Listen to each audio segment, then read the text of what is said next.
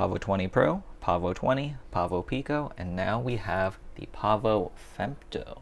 Beta FPV announced that they were making 300 of these before the Chinese New Year, and then there would be a big delay. So I placed my order as soon as I could, and thankfully it came pretty quickly. This is their smallest Pavo yet. This thing spins 40mm props, which is absolutely tiny. The Pavo Pico spins 45mm props.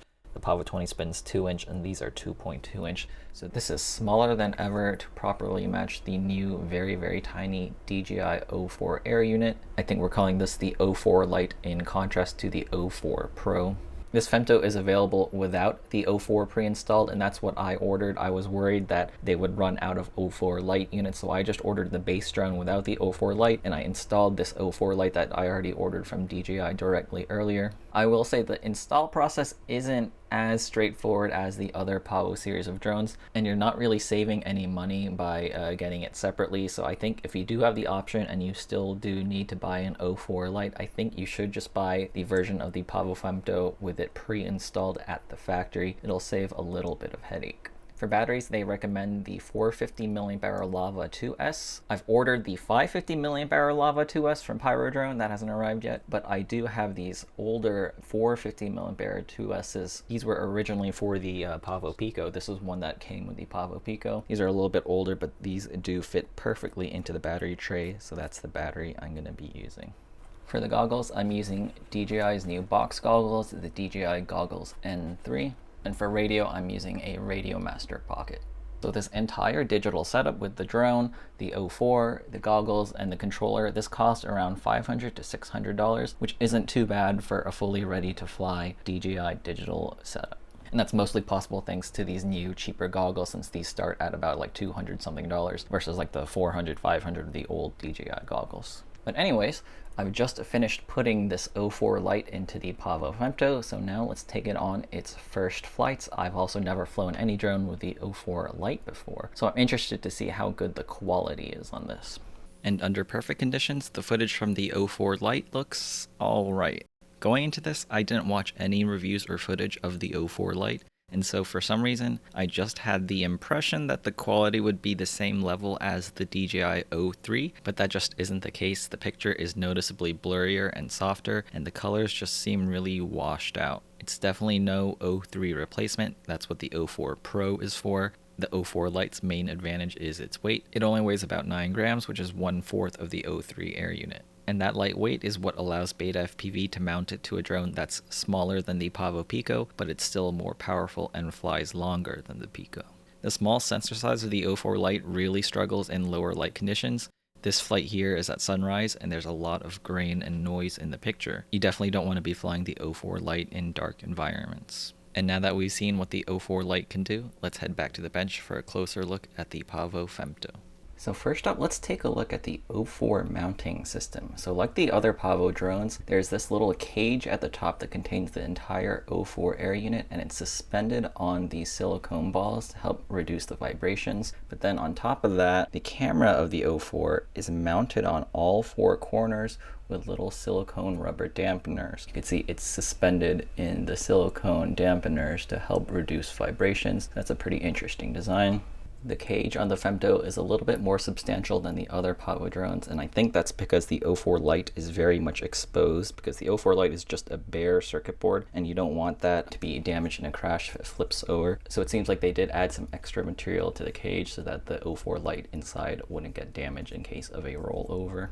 The O4 Lite doesn't have an SD card slot, so all the footage gets recorded internally to its internal storage. So you need to access the USB port, which is just over here right on the side, in order to download the footage. The Pavo Femto has the same all-in-one flight controller that all the other Pavo drones have. So it's that 2 to 3S 20 amp all-in-one flight controller. And in the back, there's a little USB adapter port, so you can connect your USB port and get into the beta flight settings.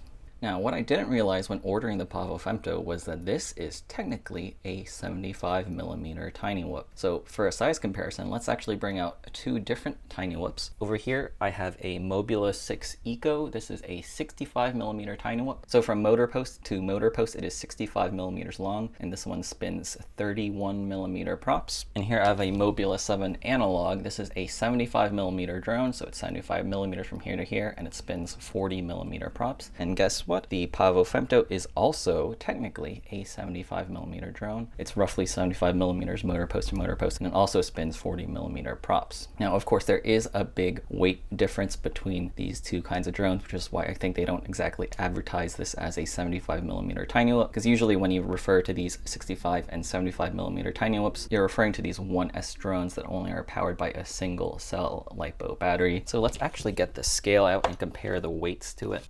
So the Pavo Femto with the Lava 550 2S pack, it's going to be a little bit heavier than the recommended 450. It weighs 84 grams versus this Mobula 7, which also has a battery on it. This is a much lighter drone and 36 grams, so less than half the weight of the Pavo Femto. And then let's finally compare it to the absolutely tiny Mobula 6 Eco. This thing with its 300 milliamp hour battery weighs 32 grams. When flying indoors, weight is the biggest factor in terms of how maneuverable a drone is, because a lighter weight drone is going to have less momentum. So something like this tiny little 30-gram drone is going to be able to change its direction really fast because it's so light and has very little momentum. So it's going to feel more agile in the air versus a more heavier, 80-gram drone. This is going to feel a little bit slower indoors. And because of this, Beta FPV is also making a different 75mm drone with the 04, not the Pavo Femto, but they have the Meteor 75, and that is very similar to this Mobula 7, where it's going to be a 1S drone, so it should be much lighter than the Pavo Femto. Now I'm curious how it's going to fly compared to the Pavo Femto, so I did order the Meteor 75 04, and I'll do a comparison video when I do get that in the mail. I don't have it yet right now though. Now, the dampening system for the 04 Lite is pretty impressively designed, but unfortunately I don't think it's enough to completely get rid of vibrations.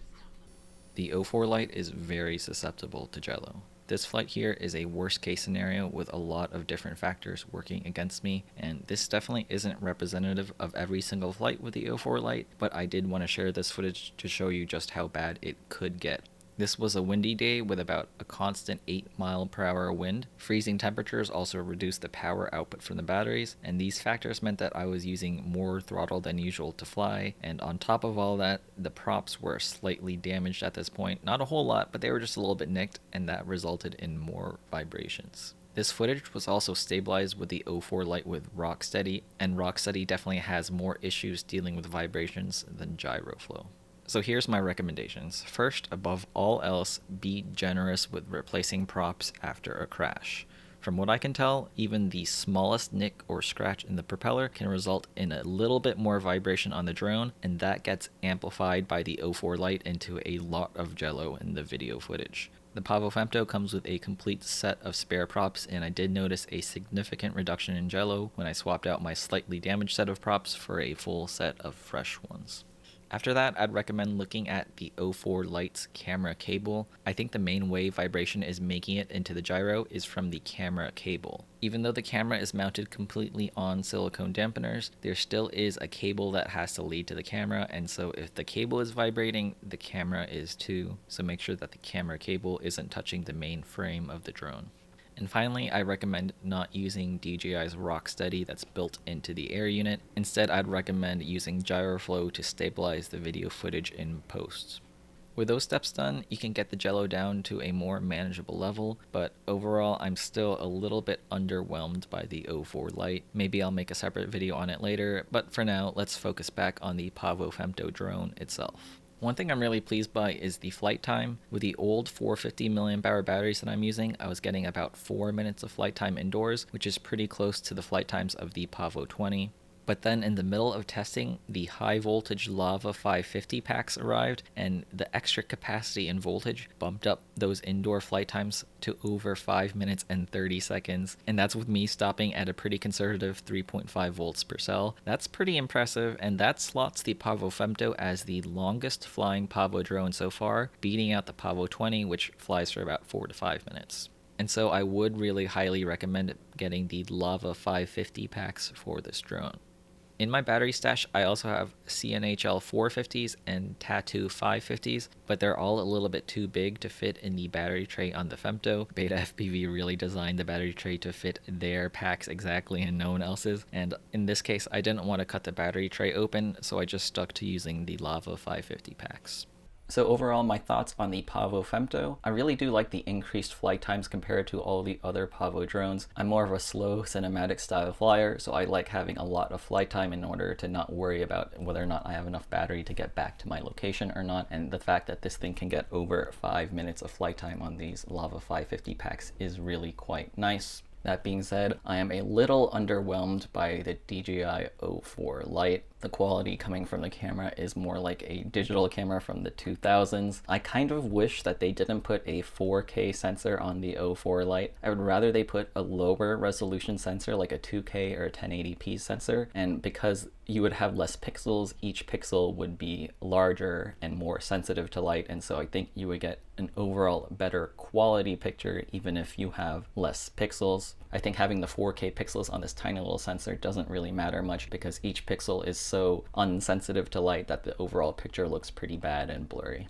Still, overall, I think if you don't care so much about having like cinematic quality video footage and you just want to fly a fun tiny whoop in DJI Digital HD, well, we only have one option. It's the DJI O4 Lite, and so we just have to deal with it. The Pavo Femto is certainly a very great option. I do like how they optimize the power system to get so much flight time out of it, so that's a big plus in my opinion. Links to this will be in the description below. Just one final note, I do notice that a lot of people have complaints about shipping times when ordering from Beta FPV. Well, I think the secret is if you want to order from Beta FPV directly on their website, that you don't order the batteries from them. I'm not 100% sure, but I think if you order LiPo batteries in your order, then they follow the international LiPo battery like shipping regulations really strictly, and so it actually comes over to you on a container ship, and that can take about 4 weeks to arrive. So, you know, it has to go on a ship and has to process in a container full of other bunch of small orders, and they have to unload the container and sort and everything. So that can take 4 weeks. Instead, if you just order the bare drone itself and get the batteries separately, I think that's going to be the secret. And so when I ordered this Pavo Femto, I didn't order the lava batteries with it, and so it shipped via airmail from China to my door in about a week, which is pretty normal. So just a little heads up, if you can get it without the batteries, find the batteries locally. I got these lava packs from Pyro Drone. Installing the O4 Lite into the Femto is a little challenging. There is a tutorial video on the Beta FPV website, so I'd recommend watching that over twice before attempting it yourself. The one area where I had a lot of trouble was where the camera cable exits the O4 air unit. It's a little awkward, and so I ended up trimming some of the plastic away from the cage on the Femto in order to bend the cable around towards the camera. It's also weird just how the air unit is designed. I don't really know why they have the cable going out the corner of it. Anyways, thanks for watching. There's my quick look at the Pavo Femto with the DJI O4 Lite. If you haven't already subscribed to my YouTube channel, I'd really appreciate it if you could subscribe. Thanks for watching.